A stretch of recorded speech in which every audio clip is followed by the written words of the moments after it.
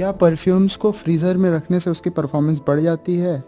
क्या वो अच्छा परफॉर्म करता है? तो चलिए आज चेक करते हैं। ये है मेरे पास वाइल्ड स्टोन एज और इसकी थोड़ी सी क्वांटिटी मेरे पास बची हुई थी, तो यही अच्छा मौका था इसको टेस्ट करने का।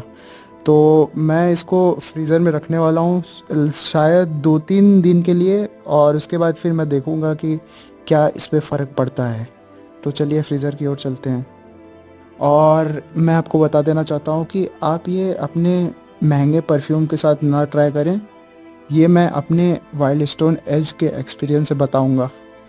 तो 3 दिन में इसका रिज़ल्ट प्रोफाइल पे आ जाएगा। देखते हैं कुछ चेंज आता भी है कि नहीं, या फिर ये मिथ है।